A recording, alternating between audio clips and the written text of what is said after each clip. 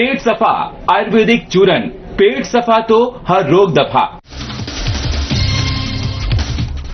ED कार्यालय में मारपीट का मामला पकड़ा तुल, पुलिस ने ईडी कार्यालय में शुरू की जांच, पुलिस की कार्यप्रणाली पर बीजेपी ने उठाया सवाल। रांची में नेता प्रतिपक्ष बाबूलाल मरांडी ने की पीसी हेमंत सरकार पर बोला बड़ा हमला, पुलिस के कार्यशैली पर उठाया सवाल।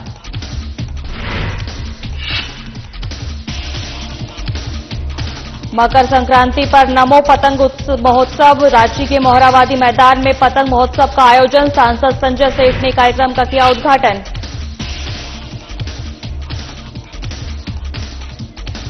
जमशेदपुर में आरपीएफ के उड़न दस्ता टीम को मिली बड़ी सफलता, 40 किलो गांजा के साथ 2 तस्कर गिरफ्तार, तस्करों से पूछताछ की जांच में जुटी पुलिस।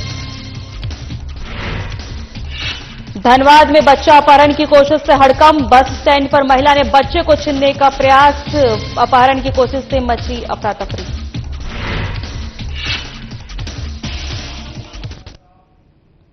नमस्कार, मैं हूं आपके साथ सोनम राय। बुलेटिन की शुरुआत करते हैं। राज्य प्रवर्तन निदेशालय ईडी कार्यालय में पेयजल विभाग के क्लर्क संतोष कुमार के साथ कथित मारपीट का मामला सामने आया है। आपको बता दें, पुलिस ने एयरपोर्ट थाने में केस दर्ज कर जांच शुरू कर दी है, जबकि ईडी अधिकारियों ने आरोपों को साजिश बताया है। इस बीच मारपीट की घटना की जांच के लिए रांची पुलिस की एक टीम गुरुवार सुबह ईडी कार्यालय पहुंची। ये पूरा मामला रांची के एयरपोर्ट थाना में दर्ज ईडी के अफसरों के जुड़ा हुआ है। ईडी कार्यालय अधिकारियों से पूछताछ के नाम पर मारपीट के आरोप में हुई एफआईआर के बाद पूरे मामले की जांच में रांची पुलिस जुटी हुई है। ईडी दफ्तर में 1 दर्जन से ज्यादा रांची पुलिस के अफसर और जवान जांच कर रहे हैं।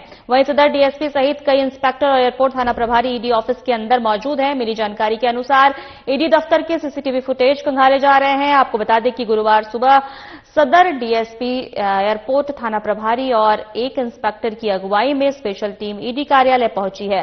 टीम ने कार्यालय के अंदर जाकर सीसीटीवी फुटेज जब्त किए और संबंधित अधिकारियों से पूछताछ की।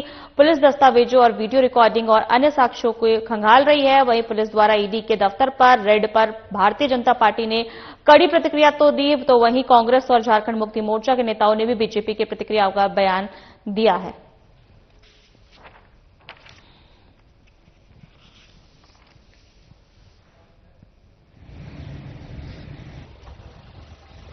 फिर ईडी वालों ने शायद उसको हॉस्पिटल में जांच कुछ करवाया, फिर वापस लाया। इसके बाद फिर पूछताछ करके बाद छोड़ दिया बाकी सारी चीजें। ये शायद सोमवार की घटना है। मंगलवार को एयरपोर्ट के थाना में उन्होंने एफआईआर कर देते हैं कि हमको जान से मारने की साजिश। यानी आप कह सकते हैं सुनियोजित तरीके से इस राज्य में घोटालाबाजों को बचाने के लिए सरकार और पुलिस महकमा किस प्रकार से काम कर रही है, इससे बड़ा और ताजा उदाहरण कुछ भी नहीं हो सकता है। और लगता है नियम कानून को ताक पर रख करके डीजीपी को आज दादासाहेब मिश्रा को भी शायद इसीलिए नियुक्त किया गया है। ये मुख्यमंत्री को बतानी चाहिए कि इस नियम के तहत उनको बनाया है यही काम करने के लिए, ताकि अपराधियों को बचाया जा सके, झारखंड को लूटा जा सके। और इसलिए मैं हाईकोर्ट से मांग करता हूं कि वे हाईकोर्ट को स्वतः संज्ञान लेना चाहिए इस प्रकार की मामला को। अगर इतना बड़ा घोटाला हो, ईडी जांच करे और वहां झारखंड पुलिस अफसर वहां जाकर के इस प्रकार की घेराव करे, तो हाईकोर्ट को संज्ञान लेकर के मामले को जांच करनी चाहिए। जो ऐसी भी तत्परता से गिरफ्तार करके, हमने उस समय भी ट्वीट किया था और हमने सरकार को एक पत्र भी हमने लिखा था। रात में टेम्पू से फाइल ढोआ गया, यानी उसको समाप्त करने के लिए, तभी तो चार्जशीट नहीं सबमिट हो रहा है। तो ऐसे मामलों की जांच सीबीआई से होनी चाहिए। और हम हाईकोर्ट से भी कहेंगे, हाईकोर्ट को स्वतः संज्ञान लेना चाहिए इस प्रकार के मामलों को, क्योंकि राज्य में एकदम लूट मची हुई, अराजकता की स्थिति है, कोई नियम कानून नहीं है राज्य में। ऐसा कैसे चलेगा? ये बहुत बड़ा अपराध है, बहुत बड़ा क्राइम है। इसलिए मुझे लगा कि आज मैं आप सब लोगों से बात करूं नए साल में, जो कि जिस प्रकार की मैं देख रहा हूं राज्य की हालत, अगर आज ऐसे ही चलते गया तो हम सब लोग कोई भी सुरक्षित नहीं रहेंगे, झारखंड सुरक्षित नहीं रहेगा। और झारखंड को सुरक्षित करने के लिए, झारखंड के लोगों को सुरक्षा के लिए हम सबको अब जागना होगा। बहुत बहुत धन्यवाद। कहते हैं ना, power corrupts and absolute power corrupts absolutely. सत्ता का गुमान इस सरकार के सर पर इतना चढ़ गया है कि वो पार्लियामेंट के एक्ट के द्वारा बनी गई एक संवैधानिक संस्था पर वो रेड कर रही है। साहब, हास्यास्पद स्थिति उन्होंने पैदा कर दी है। अगर किसी अधिकारी से किसी मामले में पूछताछ करनी थी तो बीएनएस के तहत नोटिस देकर बुलाने का प्रावधान था। हाँ, लेकिन ये कहीं ना कहीं बदले की कार्रवाई दिख रही है, क्योंकि मुख्यमंत्री जी खुद ईडी के अभियुक्त हैं, जेल भी जा चुके हैं। इस सरकार के कई मंत्री, कई पूर्व मंत्री, कई विधायक ईडी के मनी लॉन्ड्रिंग केसेस में रडार में हैं। तो राज्य सरकार ने आज जिस तरीके से ईडी के दफ्तर पर रांची में रेड किया है, ये बहुत ही दुर्भाग्यपूर्ण है और दूरगामी इसके बहुत खराब परिणाम इस राज्य सरकार को झेलने होंगे। बात है कि भारतीय जनता पार्टी के नेताओं, खासकर बाबूलाल मरांडी जी के बारे में पता ही नहीं चलता। वो एक बात पर अड़िग नहीं रहते हैं। पहले आरोप लगाते हैं कि राज्य में पुलिस प्रशासन अपना काम नहीं कर रही है, यहाँ पर कानून के द्वारा काम नहीं किया जा रहा, अधिकारी कोई काम नहीं करते, किसी चीज पर कार्रवाई नहीं करते। आज जब किसी ईडी के अधिकारियों पर जब कोई कार्रवाई हो रही है, एक शिकायत के मामले में जांच हो रही है, अभी तो कार्रवाई भी नहीं हुई, तो सिर्फ जांच करने के लिए वहां प्रशासन के अधिकारी पहुंचे हैं, तब बाबूलाल मरांडी जी के सर में दर्द हो रहा है। पता नहीं क्यों, आखिर वो एक बात पर अडिग क्यों नहीं रहते हैं? क्या जांच करने का, छापा मारने का, पूछताछ करने का अधिकार सिर्फ केंद्रीय एजेंसी ईडी को है, सीबीआई को है? अगर राज्य में पर पुलिस प्रशासन के पास कोई जाकर शिकायत दर्ज करता है तो वहां पर अगर पुलिस जाकर जांच करती है, तब उन्हें समस्या क्या है? कहीं ऐसा तो नहीं कि कई सारी हकीकत सामने खुलकर आ जाएगी, इसलिए वो दबाव बनाना चाहते हैं कि वहां पुलिस प्रशासन जाकर उनकी जांच न करे, उनसे पूछताछ न करे, कहीं कोई उनकी कलई तो नहीं खुल जाएगी, उनका असली चेहरा तो सामने नहीं आ जाएगा उन अधिकारियों का कि किस तरह से डरा के, धमका के, दबाव दे करके राज्य सरकार को बदनाम करने के लिए उनके द्वारा कार्रवाइयां की जाती रही हैं। हमें तो लगता है कि ऐसा ही है और निश्चित रूप से इसमें भारतीय जनता पार्टी के नेताओं की मिली भगत होगी, तभी आज उनको इतना परेशानी हो रहा है। तो दोहरा चरित्र इन सब मामलों में न रखें। अगर प्रशासन अपना काम करता है, कार्रवाई करती है, तो उनको अप्रिशिएट करना चाहिए। अगर प्रशासन काम नहीं करता है तब भले वो कुछ आरोप लगा सकते हैं। तो उन्हें प्रॉब्लम यह है कि प्रशासन लगातार आपराधिक काम करने वाले लोगों पर कार्रवाई कर रही है। 100% स्ट्राइक रेट है। कल 2 बच्चे जब मिले तब भी इसका श्रेय उन्होंने प्रशासन को देने की बजाय बजरंग दल को देना उचित समझा। समझ में नहीं आता कि आखिर वो चाहते क्या है। तो बाबूलाल मरांडी जी ये स्पष्ट रूप से समझ लें कि राज्य में जो भी मामले दर्ज होंगे, चाहे किसी के ऊपर भी दर्ज हो, चाहे वो ईडी के अधिकारी हो या राज्य सरकार का कोई अधिकारी कर्मचारी हो, उसकी जांच प्रशासन करेगा, पुलिस प्रशासन उस पर कार्रवाई करेगी और इससे उनको परेशानी नहीं होनी चाहिए। यह हमारा सलाह है कि जनता के बीच अपनी छवि को स्वच्छ रखें। अब तो स्वच्छ रखें, पहले से तो नहीं ही है। देखिए, बाबूलाल जी क्या कुछ बोलते हैं ना, उस पर ज्यादा तवज्जो देने की बात नहीं है। उन्हें दूध भात मान के चलिए, वो उनके विचारों में परिवर्तन होता रहता है। 3-4 साल पहले जो बोला करते थे, अभी जो कुछ बोल रहे हैं उसमें बहुत अंतर रहता है। खैर, ऐसे भी वो गंभीर प्रकृति के नेता नहीं है, कब कहां क्या बोलना चाहिए। अब झारखंड पुलिस ने कुछ कार्रवाइयां की हैं, तो मुझे पूरी उम्मीद है और ऐसा होना भी चाहिए कि वो अपने अधिकार क्षेत्र और कानून के दायरे में रहकर ही कार्रवाई करें। संवैधानिक एजेंसियां हैं जो भी भारत सरकार की, वो भी अपने दायरे में रहकर कार्रवाई करें। तो ये एक ऐसा उम्मीद किया जाता है और ऐसा होना भी चाहिए। लोकतंत्र में कहीं टकराव की स्थिति न पैदा हो, वैसा होना दुर्भाग्यजनक होगा। और सभी संस्थाओं को, चाहे वो झारखंड पुलिस हो, चाहे संवैधानिक संस्थाएं हों, उन्हें अपने अपने दायरे का ख्याल नहीं। बाबूलाल जी तो कह रहे हैं कि राज्य की सरकार ने पुलिस को वसूली गैंग बना के रखा हुआ है यहाँ पे। देखिए, झारखंड पुलिस के द्वारा हेनू स्थित केंद्रीय जांच एजेंसी ईडी कार्यालय का घेराव और जांच प्रकरण को लेकर केंद्रीय रक्षा मंत्री संजय सेठ ने कड़ी प्रतिक्रिया दी है। रांची में पत्रकारों से बातचीत में संजय सेठ ने कहा है कि इस मामले में झारखंड उच्च न्यायालय को स्वतः संज्ञान लेते हुए पूरे मामले की सीबीआई से जांच करानी चाहिए। उन्होंने कहा कि करोड़ों रुपए के घोटाले में संलिप्त और 18 महीना तक जेल की सजा काट चुके घोटालेबाज झूठे एफआईआर पर झारखंड पुलिस ने बहुत जल्द तत्परता दिखाई। राज्य मंत्री ने कहा कि झारखंड पुलिस यदि इसी तरह से तत्परता हमेशा दिखाती रही तो राज्य में क्राइम ग्राफ इतना अधिक नहीं बढ़ता। उन्होंने कहा कि झारखंड को बंगाल बनाने की कोशिश की जा रही है, लेकिन ऐसा नहीं होने दिया जाएगा। उन्होंने कहा कि झारखंड पुलिस ने जिस तरह से कार्यवाही की है उससे संवैधानिक ढांचा कमजोर होगा।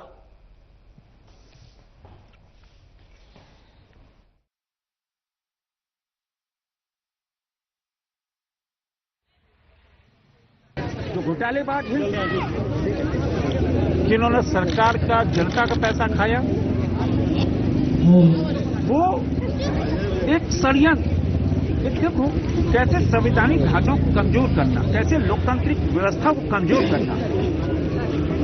एक व्यक्ति जो 18 महीने तक जेल रह के आया, किसमें? घोटाले कितना? करोड़ों करोड़ रुपए में। उसने एक प्लांटर स्टोरी की, ईडी ने बुलाया नहीं, खुद ईडी के दफ्तर चला के सोमवार और वहां अफसर के सामने बैठ गया और बैठकर अपना माथा फोड़ लिया। अरे तुमको बुलाया ही नहीं, तुमको सम्मान ही नहीं हुआ, क्यों चलेगा? झारखंड में कानून व्यवस्था और पुलिस की कार्यशैली को लेकर नेता प्रतिपक्ष बाबूलाल मरांडी ने हेमंत सरकार पर बड़ा हमला बोला है। भारतीय जनता पार्टी के प्रदेश कार्यालय में आयोजित प्रेस कॉन्फ्रेंस में बाबूलाल मरांडी ने हाल ही में हुए अंश और अंशिका अपहरण मामले में लेकर पुलिस प्रशासन की कार्यप्रणाली पर गंभीर सवाल खड़े किए। प्रेस वार्ता के दौरान नेता प्रतिपक्ष बाबूलाल मरांडी ने कहा कि यह पूरी प्रेस कॉन्फ्रेंस इस बात पर केंद्रित है कि झारखंड में पुलिस और सरकार किस तरह से काम कर रही है। उन्होंने कहा कि यदि किसी बच्चे के लापता होने की सूचना पुलिस को मिलती है तो तुरंत और प्रभावी कार्यवाही होनी चाहिए। बाबूलाल मरांडी ने कहा कि 2 जनवरी से 8 जनवरी तक पुलिस की सुस्ती साफ नजर आई। अगर पुलिस समय रहते सक्रिय होती तो बच्चों की बरामदगी में इतना वक्त नहीं लगता। उन्होंने आरोप लगाया कि इस पूरे मामले में पुलिस लगभग चुप्पी साधे रही। उन्होंने कहा कि पुलिस ने काम जरूर किया, लेकिन बहुत देर से किया। शुरू से ही तत्परता दिखाई जाती तो यह स्थिति पैदा ही नहीं होती।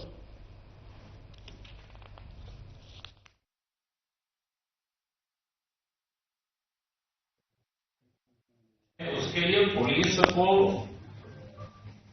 तो प्राथमिक श्रेय मैं नहीं दे सकता हूं मेरे जैसा व्यक्ति। अगर उसका श्रेय अगर मिलता है तो सामाजिक कार्यकर्ता को, राजनीतिक कार्यकर्ता को या मीडिया के लोग,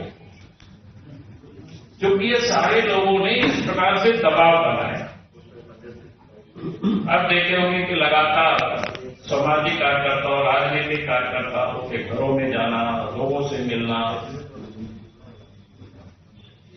उस क्षेत्र को बंद करना, फिर भारतीय जनता पार्टी की ओर से एसपी कार्यालय का घेराव करना, अखबारों में या सोशल मीडिया में प्रत्येक दिन एक प्रकार से कह सकते हैं कि समाज ने उस लड़ाई को लड़ा कि वो दोनों बच्चों को पुलिस बरामद करे।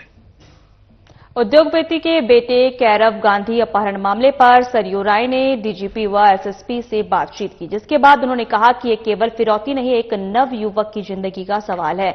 जमशेदपुर शहर के प्रमुख उद्यमी और एशिया के उपाध्यक्ष दिवांग गांधी के पुत्र कैरव गांधी के अपहरण के 2 दिन बीत जाने के बाद भी कोई सुराग नहीं मिलने से चिंता बढ़ गई है। व्यस्त इलाके से हुए इस अपहरण की घटना को गंभीर बताते हुए जमशेदपुर पश्चिमी के विधायक सरयू राय ने इसे कानून व्यवस्था के लिए चुनौती करार दिया है। सरयू राय ने बताया है कि उन्होंने इस मामले को लेकर झारखंड की पुलिस महानिदेशक तदाशा मिश्रा और जमशेदपुर के वरिष्ठ पुलिस अधीक्षक पीयूष पांडे से बात की है।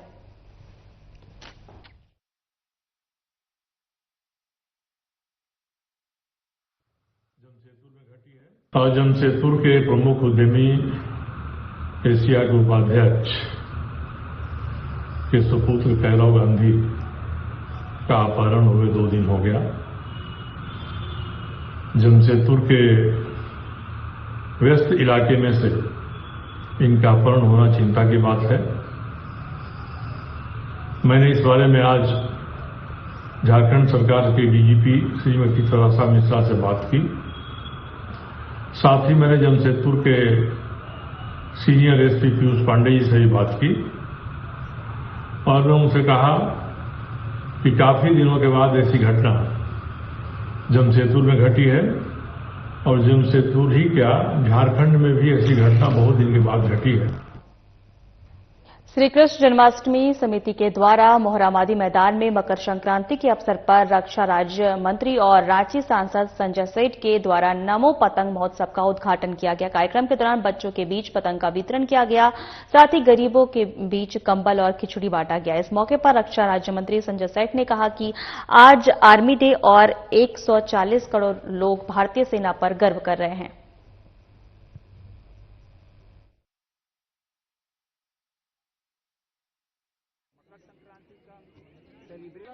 140 करोड़ देशवासी गर्व कर रहे हैं अपनी भारतीय सेना पर। और आप देखो पतंग के अंदर जहां प्रधानमंत्री नरेंद्र मोदी जी, वहीं हमारी कर्नल सोफिया कुरैशी, हमारे विंग कमांडर वनिका सिंह, दो ऐसे यूथ आइकॉन हमारी ऑफिसर जिन्होंने ऑपरेशन सिंदूर की विजय की गाथा पूरे हिंदुस्तान में पूरी दुनिया को दी। और आज पतंग उड़ाकर सेलिब्रेट कर रहे हैं ऑपरेशन सिंदूर की विजय का, सेलिब्रेट कर रहे हैं मकर संक्रांति का, सेलिब्रेट कर रहे हैं टूसू, बिहू, पोंगल और लोहड़ी का।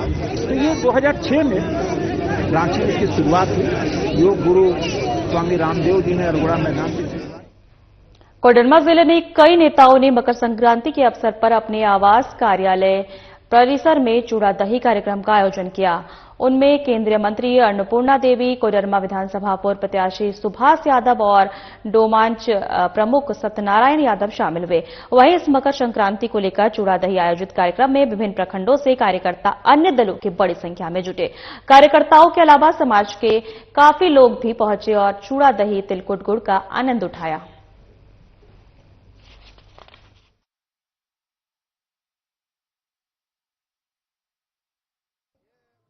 संक्रांति के शुभ अवसर पर समस्त जिलावासी समेत देशवासियों को मैं हार्दिक शुभकामना देना चाहता हूं। और प्रत्येक वर्ष के बाद ही इस वर्ष भी यहां पर बृहद पैमाना पर दही चूड़ा कार्यक्रम सा लोगों से मिलना जुलना चल रहा है और ये लगातार हमेशा चलते रहेगा। इससे हमारे क्षेत्र के सारे लोग आते हैं, सभी एक दूसरे के साथ बैठते हैं, एक दूसरे के नया साल के शुभ अवसर पर मिलना जुलना हो जाता है। यही मेरा मकसद है और मैं यहाँ जितने भी आए हुए हैं सभी को मैं आभार प्रकट करता हूं। चिरकुंडा नगर परिषद में कथित भ्रष्टाचार के खिलाफ भाकपा माले ने आमरण अनशन की शुरुआत कर दी है। अनशन स्थल पर पार्टी के जिला सचिव वृंदा पासवान समेत अनशन पर बैठे कार्यकर्ताओं का माला पहनाकर स्वागत किया गया। कार्यक्रम को संबोधित करते हुए माले नेताओं ने आरोप लगाया कि चिरकुंडा नगर परिषद में बड़े पैमाने पर भ्रष्टाचार व्याप्त है, लेकिन संबंधित अधिकारी इस तरह आंखें मूंदे हुए हैं। वहीं नेताओं ने कहा कि इससे पहले भी पार्टी द्वारा एक दिवसीय धरना देकर मांग पत्र सौंपा गया था, लेकिन अब तक किसी प्रकार की कार्रवाई नहीं हुई।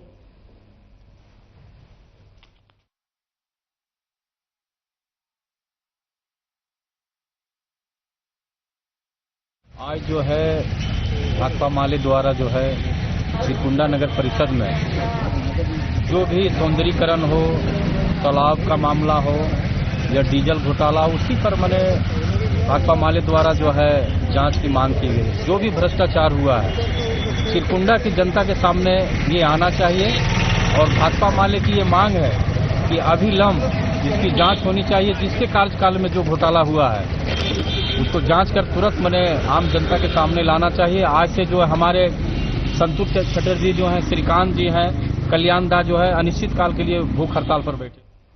जमशेदपुर के चकधरपुर रेल मंडल के आरपीएफ की उड़न दस्ता टीम ने बड़ी सफलता हासिल करते हुए 40 किलो अवैध गांजा के साथ 2 अंतर्राज्यीय गांजा तस्करों को गिरफ्तार किया है। ये कार्रवाई टाटानगर रेलवे स्टेशन पर रेलवे सुरक्षा बल द्वारा चलाए जा रहे ऑपरेशन नारकोस के तहत की गई है। पकड़े गए तस्करों ने बताया है कि वे अवैध गांजा नीलांचल एक्सप्रेस से ओडिशा से टाटानगर रेलवे स्टेशन लेकर पहुंचे थे। यहां से वे ट्रेन बदलकर गांजा को गुजरात के ओखा ले जाने की फिराक में थे, लेकिन इससे पहले ही आरपीएफ की टीम ने उन्हें गिरफ्तार कर लिया।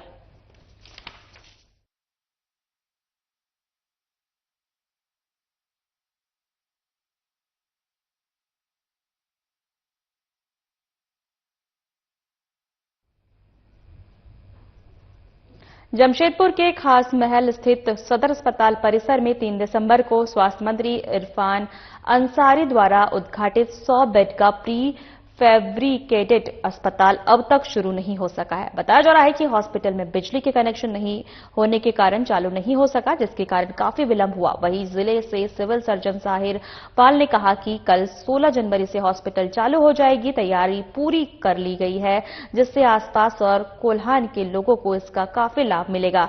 4 डॉक्टर, 13 एनएम, 3 स्टाफ और नर्स और अन्य स्टाफ जो है फिलहाल होंगे। बिजली कनेक्शन भी हॉस्पिटल को पूरा हो चुका है। बेहतर इलाज यहां पर होगा।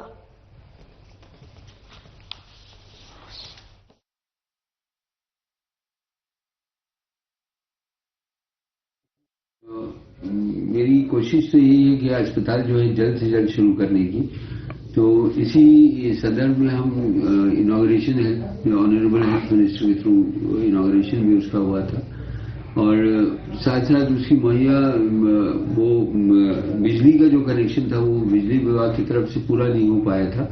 तो अभी 10 दिन पहले ये 6 दिन पहले मेरे ख्याल ये पूरा हुआ है और जितने स्टाफ और डॉक्टर्स की जरूरत है वो हम लोगों ने हायर कर लिया है आयुष्मान के थ्रू डॉक्टर्स को।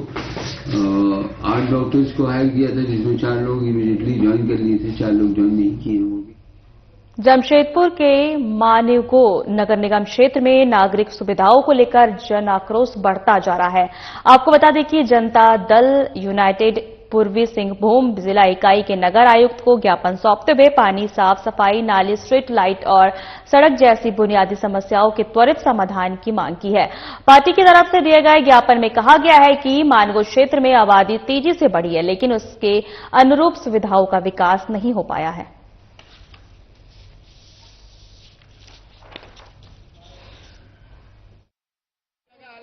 यूनाइटेड यहाँ धरना देने आया है। धरना देने का कारण यही है कि ये मानगो निगम पूरा भ्रष्टाचार में लिप्त है। आप पूरा मानगो घूम जाइएगा, सड़क पर कचरा गिरा हुआ, नालियां जाम है, सड़क पर पूरा करकट आ गया। लोग आम लोग त्रस्त हैं। यहाँ के अधिकारी चैन की नींद सो रहे हैं। यहाँ जन्म प्रमाण पत्र, मृत्यु प्रमाण पत्र बनाने अगर आएंगे तो आपको घूस देना होगा, तभी ये बनेगा और समय खींचेगा लोग। दूसरी बात है, अधिकारी पर जवाबदेही नहीं है। यहाँ कोई खेल का स्टेडियम नहीं है, यहाँ कोई टाउन हॉल नहीं है। यहाँ खास करके पेयजल का जो संकट है इस तरह से उद्वेलित है कि पेयजल में 5 मिनट 10 मिनट लोगों के घर में। बीते कुछ दिनों से सोशल मीडिया पर एक वीडियो तेजी से वायरल हो रहा था, जिसमें एक काले रंग की स्कॉर्पियो गाड़ी दिखाई दे रही थी। उस वक्त वाहन में काले शीशे लगे हुए थे और नंबर प्लेट के साथ छेड़छाड़ कर उसे फैंसी मॉडिफाइड किया गया था। ये कृत्य यातायात नियमों और मोटर व्हीकल अधिनियम के तहत स्पष्ट रूप से अपराध की श्रेणी में आता है। वायरल वीडियो के संज्ञान में आते ही धनबाद ट्रैफिक पुलिस ने मामले को गंभीरता से लेते हुए तत्काल जांच शुरू कर दी है। सबसे पहले जिला परिवहन कार्यालय से वाहन के पंजीकरण से संबंधित दस्तावेजों की जांच कराई गई, जिसके आधार पर वाहन मालिक की पहचान की गई।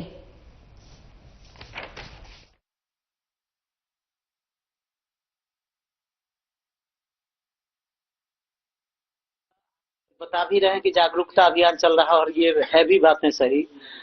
इसी क्रम में इसी का कारण तो है कि जब ये आप देखेंगे कि सोशल मीडिया में जब ये आया उसके बाद से गाड़ियां नजर नहीं आ रही थी, तो फिर हम लोग उसको प्रयास करके तो इक्का दुक्का, देखिए एक्सेप्शन होता है, तो वो इक्का दुक्का लोग अभी भी हैं। पिछले साल हम लोग लगभग 1200 गाड़ियां जिसमें ब्लैक फिल्म लगा हुआ था उनका ब्लैक फिल्म उतरवाया, उनके विरुद्ध कार्रवाई किया।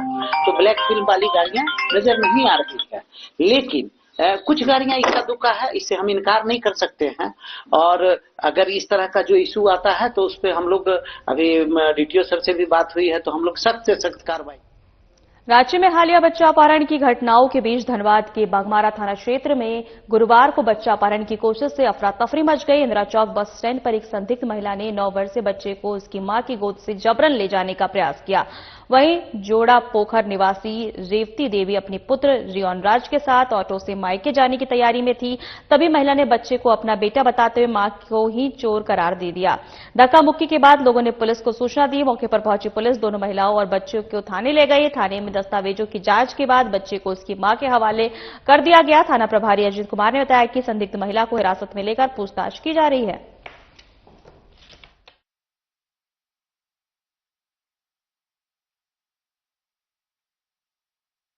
बाजार में इंदिरा चौक के पास एक महिला के द्वारा एक बच्चे को जबरदस्ती ले जाने की सूचना प्राप्त हुई थी, जिसका लोग ने गश्ती दल को भेज करके उक्त महिला, बच्चा और बच्चा का जो श्रीमती पिता है उनको थाना लाया गया था। जांच पड़ताल की जा रही है। फिलहाल जो महिला है वो अपना नाम पता नहीं बता पा रही है। ऐसा देखने से लग रहा है कि हल्का विक्षिप्त टाइप का है। जांच पड़ताल की जा रही है। जांच के उपरांत जो है आगे की कार्रवाई की जाए। जोड़ा पोखर से जामाडोबा स्टेशन से आए यहाँ खनौड़ी स्टेशन उतर के चल के आए मोड़, तो मोड़ में आए तो वो ऑटो वाला आके रुका, बोला कि कहाँ जाइएगा। हम बोले दुगदा जाएंगे। तब तक ये बोल रही है क्या मेरा बेटा है, मेरा बेटा चुरा के ले जा रही है। कौन बोला? वो ही लड़की है सर, महिला को? हाँ महिला को। क्या बोल रही थी? बोल रही है कि मेरा बेटा को तुम चुरा के ले जा रही है। तो मेरा बेटा छीनने लगी पूरा हाथ से, मेरा बेटा पूरा डर गया। अब पूरा सब तो वहाँ जमा हो गया, तो बोलने लगी कि कौन है मम्मी तेरा बाबू? तो मेरा बेटा हमको बोला किसके साथ जा रहे थे? कहाँ? मम्मी साथ। कहाँ जा रहे थे? वहाँ ट्रेन में बैठे। बोकारो के सेक्टर 4 स्थित तनिष्क शोरूम में लूट किए गए प्रयास के बाद पुलिस सुरक्षा व्यवस्थाओं को दुरुस्त करने में जुटी हुई है। कल बोकारो एसपी हरविंदर सिंह ने सभी ज्वेलरी शॉप के मालिक के साथ साथ थाना प्रभारी और डीएसपी के साथ महत्वपूर्ण बैठक करने का निर्णय लिया है। इस बैठक में सुरक्षा को लेकर कई गाइडलाइंस जारी किए जाएंगे। बोकारो में ज्वेलरी दुकानदारों की सुरक्षा को लेकर महत्वपूर्ण बैठक मानी जा रही है। ये सभी थाना प्रभारी को भी बैठक में उपस्थित रहने का निर्देश जारी किया गया है। इसकी जानकारी देते हुए डीएसपी सिटी आलोक रंजन ने बताया कि तनिष्क में हुई घटना के बाद सुरक्षा को दुरुस्त करने को लेकर बैठक आयोजित की गई है।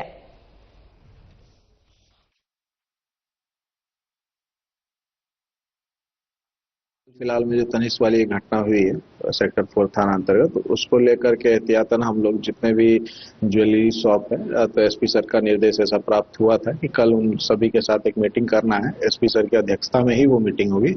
एसपी सर उसमें जो महत्वपूर्ण जो भी दिशा निर्देश है उनके द्वारा दिया जाएगा, तो उसके बाद और इसमें ब्रीफ किया जाएगा। कल की मीटिंग में एसपी सर के द्वारा दिया जाएगा। सभी थाना प्रभारी को भी इसमें सूचना दिया गया है कि कल ससमय सभी जितने भी ज्वेलरी शॉप्स हैं उनके जो भी प्रतिनिधि हैं, मालिक हैं या उनके जो भी प्रतिनिधि हैं, वो आकर के कल उसमें सम्मिलित हों और जो भी दिशा निर्देश होता है उसको अक्षरशः उसमें पालन करने के लिए एसपी सर के द्वारा दिशा। फिलहाल हमारे खास बुलेटिन में इतना ही। नमस्कार।